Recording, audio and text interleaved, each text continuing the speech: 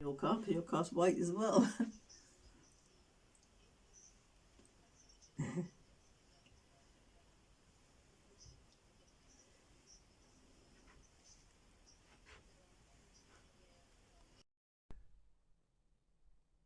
Hello, just a short video from my Tesla Model 3.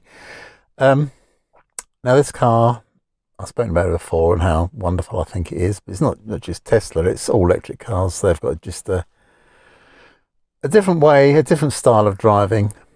Um, all the power they've got is always there all the time. All the torque, which is a lot of torque they've got, is always there.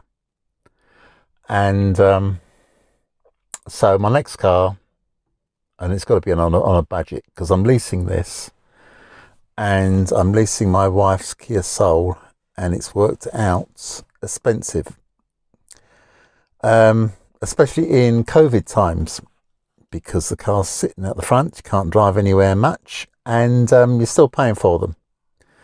So my next car has got to be electric. Now here's the problem. Obviously, electric cars, all new cars are dear, and you can't buy an old electric car because they haven't been around long enough, and the resale value of them, second-hand value, is really high. So I was looking at my options, and there's a Kia, there's a Zoe. You can get a Zoe, but even they're pretty expensive because you want one with at least 40 kilowatt battery, and they're quite dear. They're a bit cheaper if you lease the battery, but that goes against the grain a bit. Excuse me, because you don't actually own the car as such. So then I was looking at, so I really sort of knocked the Renault Zoe into touch. Whatever car I get, it's not going to be as good as this one, so that's that. So anyway, so then next car I was looking at, the same price as a Zoe. This is about a 4 or 5 year old car. Is a Nissan Leaf. Because not much choice. You go back a few years, not much choice. Coming up to date, there's quite a lot of choice in electric cars because they're new, so they're dear, and that's it. No good for me. So Nissan Leaf for the same price as a Zoe, a similar year, 30 kilowatt Nissan Leaf. I sort of actually got my mind fixed on that, but then I thought, oh my goodness me, 100 miles range. Don't know. I mean, if anything, the car I'm sitting in now has got 200 mile range, and it's very nice. And not only has it got 200 mile range, it's got a charging network, which obviously is super duper good with super duper superchargers. But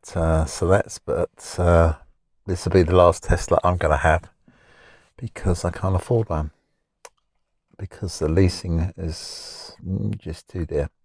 So Nissan Leaf, okay, I suppose. 100 mile range, no, I don't. No, I don't really want that. So then I thought I've got to think out the box because it's got to be electric. So then I thought, looking through bits and pieces on the internet, and I thought Mitsubishi, because I quite like 4x4s, and I quite like something a bit of ground clearance, something a bit tougher, because the roads are rubbish, they're full of potholes. Mitsubishi Outlander. Right. I hadn't really considered it. A PHEV, a phev, which has got a petrol engine, yuck, but it's got electric drive for about 20 miles. So, but it does everything else I quite like because it drives an electric car, but only for 20 miles, and then the engine comes in. So I was really getting quite set on that because it seemed like really good value. It's about the same price as a Nissan Leaf electric, and you get quite a bit of vehicle for it. Get with a sunroof, loads of space, nice and comfy. I got a bit set on the idea of giving up my going back a little bit to petrol, which I didn't want to do, but to say money's everything and the options drift away. So right, I got quite into the Mitsubishi Outlander. It's got very, very good reports. Best-selling car of that sort. A crossover with let's say with a petrol engine, and then I thought, I don't know, not sure, because what always puts me off about these hybrid cars, they have got the petrol engine which cuts in and drives the wheels. Yeah. So I don't know. Then I read, I looked at a because my let's see, Bjorn Nyland is my hero of testing cars, and he didn't test the Mitsubishi Outlander, but he tested a phev version, that is a plug-in hybrid version of the Kia Niro. Kia Niro, big nice car in electric form, but they're a bit dear. 64 kilowatt battery, very nice, 250-mile range. All nice, lots of torque, instant torque. Did like this, not as quick, but still pretty swift. Very nice, too dear for me, so that went out the window. Then I thought about, hang about, what about a second-hand one? Because I go back a little bit further, of a Niro with phev, plug-in hybrid. And then I saw Bjorn Island, did a road test on it. And compared with the electric Niro, it's not nearly as good, because the electric motor it's got is small. And the batteries are small, 30-mile range. So the power on electric only is weak, which is an EV's speciality, is having loads of torque and being really smooth, and they've lost that bit. You put your foot down to get any performance, and the bloody petrol engine bursts into life, and it still doesn't leap forward. It just makes a noise virtually, This is it. I mean, I know a lot of people have brought phev cars and then gone on to electric cars, because everyone likes the way electric cars drive. And phev cars, plug-in hybrid cars, are sort of electric car light, because they don't perform anywhere near as good as a proper electric car, full electric car. But the advantage is, of course, you don't run out of electricity, but they don't drive nearly as well. Even I've seen a road test of very nice, these are all out my price bracket, of a BMW phev plug-in hybrid, a BMW Model 3, 0 to 60, 6 seconds, nice and swift. But on battery, of course, the performance is poor, because it's more inclined towards the engine, so the electric motor is weak and the batteries are small. So when you put your foot down to get it to go, it still hesitates. Like, you'll have to, you really need to drive an electric car yourself to know that you put your foot down and it goes. And even this very, very nice BMW, lovely car, BMW Model 3, not Model 3, BMW 3 Series, put your foot down, wait. There's a wait. And then the damn bloody petrol engine bursts into life, and it moves swiftly, not swift as an electric car, but swiftly, with noise and bluster. And oh my God, I thought, no way, I'm not interested. I got quite keen on the idea, even a cheaper model than that of a phev version I thought, no. Because what it is, I've forgotten how rubbish petrol and diesel cars are. I've forgotten that when you put your foot down, you have to wait, even if it's a powerful one, because if it's a powerful automatic, put your foot down, it's got to find a gear.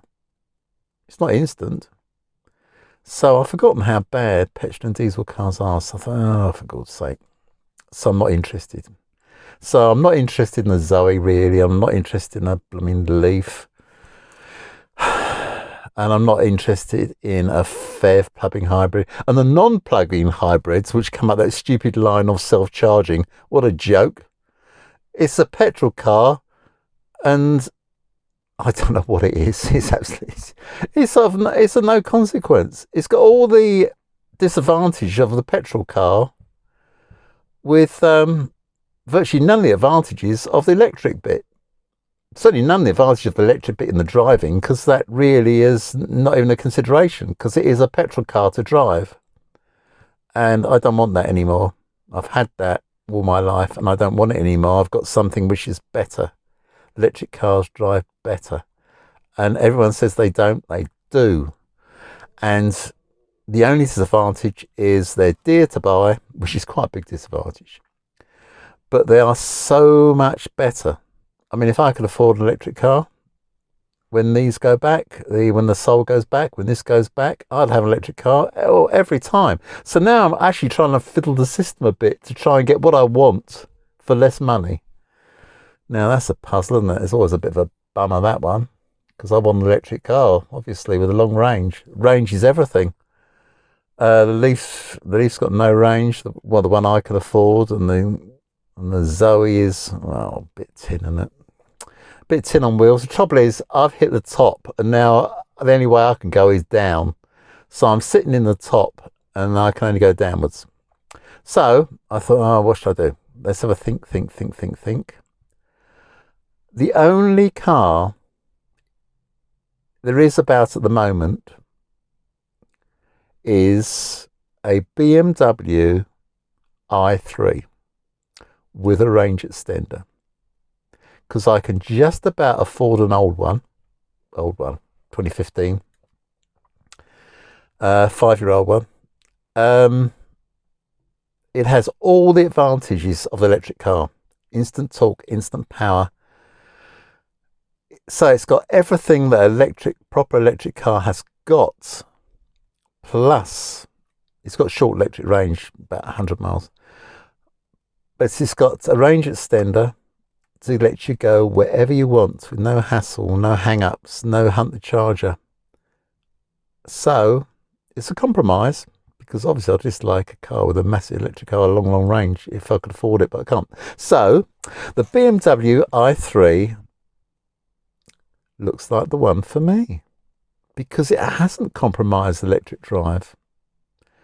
Because the crappy old petrol engine, it's out of a scooter, it's 600cc. All that does is a generator.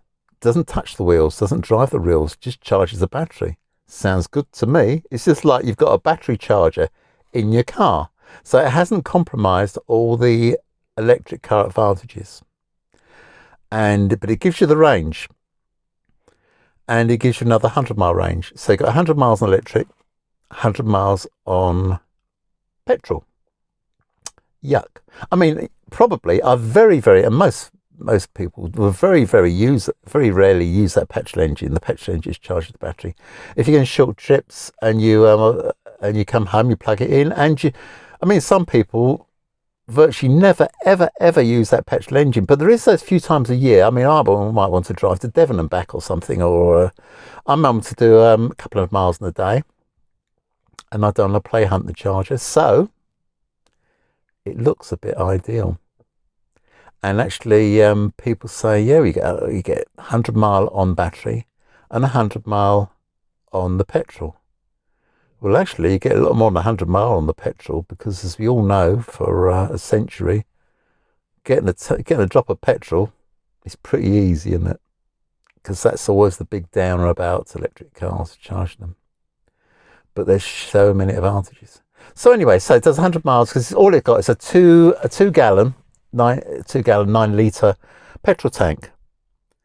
But I know nobody ever really says this, but I'm sure that lots of people do it. It's got a frunk.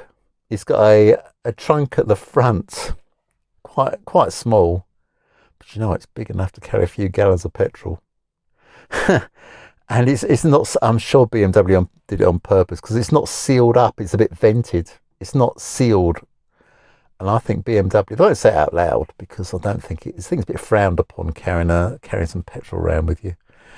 But you could, if you wanted to, stick a few gallons of petrol in the frunk.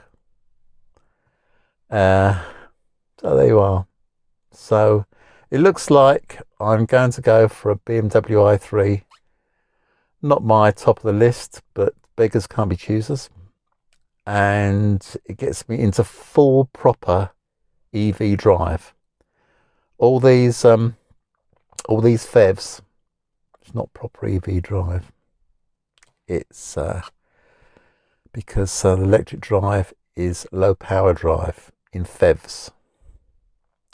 So the only performance you get out of a phev is when the crappy old petrol engine bursts into life.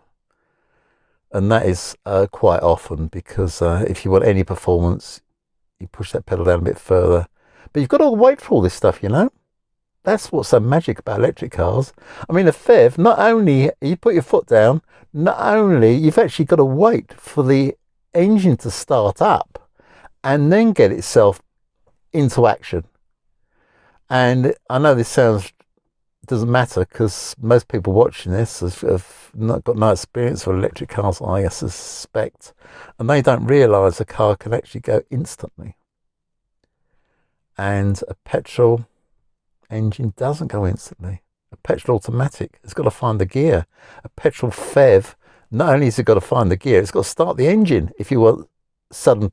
So you don't get sudden performance at all. It's got to think, and it's got to accelerate its parts. And electric cars don't do any of that. So for me, the only option I've got, and it's not the perfect option, but it's the option I can possibly afford, is a BM, because I've got to own one, because in these COVID times you get sick of seeing the car parked in your driveway and you're still paying for it and you're not going anywhere. So the only option seems to me, and they are really reliable as well, is a BMW i3 with a range extender. I mean, perhaps the latest BMW, but actually, this is my big hang up as well. BMW have dumped the range extender. They had the best system I can think of.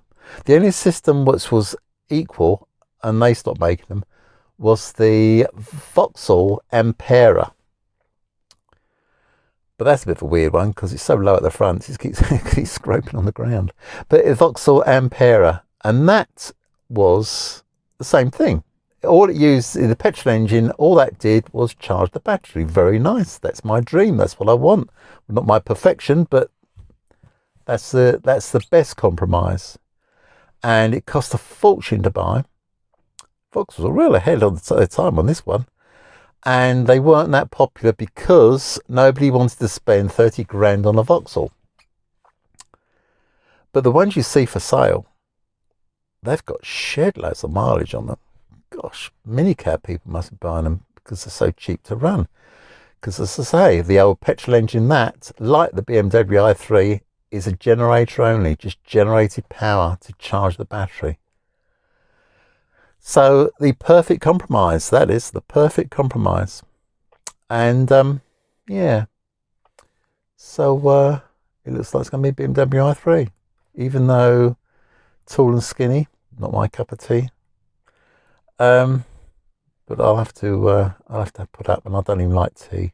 I'll have to put up with that beverage, because I've got to get rid of this cappuccino coffee with cream. It's got to go, and I've got to go back to a cup of tea. So that's that, really.